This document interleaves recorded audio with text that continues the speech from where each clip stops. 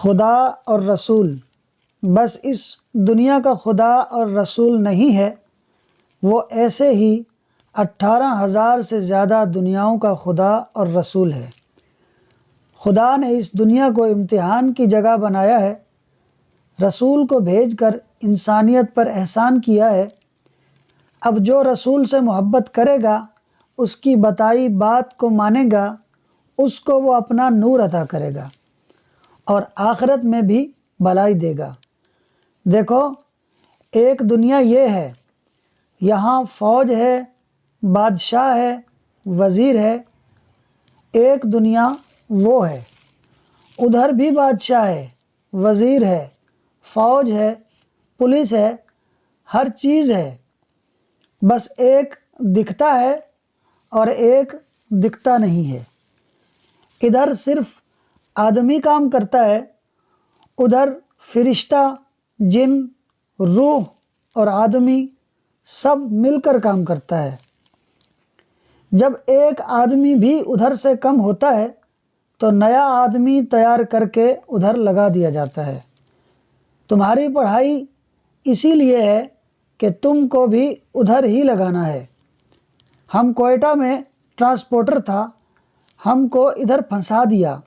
خواب والا بابا 15 سال پہلے جو ادھر پہلا بابا بیٹھا تھا، اس کے پاس ہم کو لایا۔ اس نے ہم کو تھوڑا بہت پڑھایا۔ ہم خود پٹھان ہیں، کچھ سمجھ آیا کچھ نہیں، بس ہمارا ڈیوٹی ادھر لگایا۔ یہ ملنگ لوگ سارا دن ادھر آزادی سے گھومتا ہے، ہم کو بڈھا بابا ادھر پھنسا دیا۔ خیر سنو، اس پہاڑ کا نام چلتن ہے۔ یہ لفظ چہل تن سے بنا ہے۔ ادھر اللہ کا 40 نیک بندہ دفن ہے۔ آنکھ والے کو ادھر بہت رونق دکھتا ہے۔ چہل تن سے یہ لفظ چلتن بن گیا ہے۔ تم کو بھی ڈیوٹی پر لگایا جائے گا۔ تم اوپر کا سیر بھی کرے گا اور نیچے کا بھی۔ اوپر کا اس لیے کہ دیکھو یہ ساری دنیا کیسے خدا کو بھول کر دنیا داری میں مست ہے، اور انسان خدا کو بھلا کر خود کو خدا سمجھ بیٹھا ہے۔ نیچے کا سیر اس لیے کہ اس سے پہلے ایسے لوگوں کا، بڑے بڑے نافرمانوں کا اور طاقتور لوگوں کا انجام دیکھو، آگ، عذاب اور سزا۔ میرے ساتھ ساتھ دہراؤ۔ اور انہوں نے کچھ قرآن پاک کی آیتیں پڑھنا شروع کی۔ ہم دونوں ویسے ہی اکیلے تھے، اب ان کے پڑھنے سے ایک الگ ہی کیفیت اور سماع بندھ گیا تھا۔ بابا نے میرے سر پر ہاتھ پھیرا اور کہا، اب جاؤ، کل فجر کے بعد دوبارہ دوسرا سبق ہوگا، اب تم یہ دہراتے رہنا۔ دوسرے دن پھر سبق شروع ہوا، وہی عجیب عجیب سی اوٹ پٹانگ باتیں۔ یہ دنیا ایک امتحان کا کمرہ ہے، یہاں ہر انسان امتحان کے لیے آیا ہے۔ جس نے اپنا سبق یاد رکھا وہ کامیاب ہوا، جو سبق بھولا وہ فیل۔ پاس ہونے والے کو ابدی زندگی اور بہترین نعمتیں، اور فیل ہونے والے کو بار بار زندگی اور موت کے مرحلوں سے گزرنا اور ہمیشہ کے لیے تکلیفوں میں رہنا ہے۔ اب تمہیں ہمارے کہے کے مطابق زندگی بسر کرنی ہے۔ جو ہم کہیں گے تمہیں وہی کرنا ہوگا۔ اگر تم نے ہماری بات نہیں مانی تو تمہیں اس دنیا میں بھی اور کل کی دنیا میں بھی رسوائیوں کا سامنا ہوگا۔ یہ زندگی کا سفر ہے، تمہارے آس پاس چلتے پھرتے کھاتے پیتے لوگ مسافر ہیں، بس مگر یہ صرف ایسے مسافر ہیں جیسے کولہو کا بیل ہوتا ہے۔ کولہو تم جانتا ہے، جس کے ذریعے تیل نکالا جاتا ہے۔ میں نے اس بات میں سر ہلایا، یعنی ہاں میں سر ہلایا، تو وہ کہنے لگے، اس کا بیل گول گول گھومتا ہے اور اس کی آنکھ پر پٹی بندھی ہوتی ہے۔ وہ چلتا رہتا ہے مگر وہ کہیں نہیں چلتا، بس ایک ہی چیز کے آس پاس گھومتا رہتا ہے، اور آنکھ کھلنے پر نہ کوئی منزل اس نے طے کی ہوتی ہے، نہ اس کا سفر تمام ہوا ہوتا ہے یعنی مکمل ہوا ہوتا ہے، مگر تمہاری ایک منزل بھی ہوگی اور تم نے سفر بھی طے کرنا ہے۔ اس سفر میں کئی دشواریاں آئیں گی، اونچے نیچے راستے ہوں گے، کانٹوں بھری جھاڑیاں ہوں گی، گندگی کے ڈھیر ہوں گے، مگر تمہاری رہنمائی کی جائے گی۔ تمہیں ان سب چیزوں کے درمیان سے چلتے ہوئے، اونچ نیچ کو سامنے رکھتے ہوئے، گندگی اور کانٹوں سے بچتے ہوئے چلتے جانا ہے، اس لیے کہ تم ان سب سے الگ ہو، مگر تمہیں کسی کے سامنے خود کو نمایاں نہیں کرنا ہے، ظاہر نہیں کرنا ہے۔ تمہارا لوگوں کے ساتھ رہنا اور اکیلے میں اٹھنا بیٹھنا سب ہمارے کہے کے مطابق ہوگا۔ سرکشی اختیار نہ کرنا، ورنہ تڑپا تڑپا کر مارے جاؤ گے۔ تم سمندر کی سیر بھی کرو گے اور پہاڑوں کی بھی۔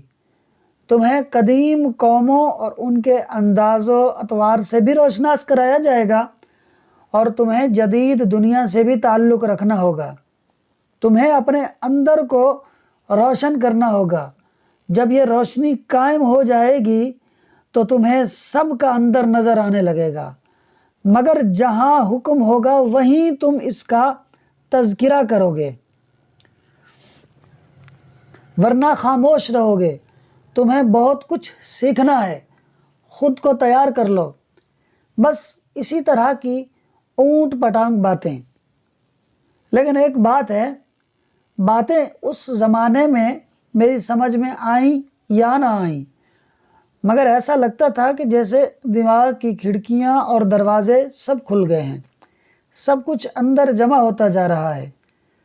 1 مہینے کے بعد مجھے واپس یہ کہہ کر گھر بھیج دیا گیا کہ باقی کام دوسروں کی ذمہ داری ہے۔ میں نے کہا فوج کا مسئلہ کیا ہوگا؟ کہا کچھ نہیں، تم واپس جاؤ، کوئی تمہیں کچھ نہیں کہے گا۔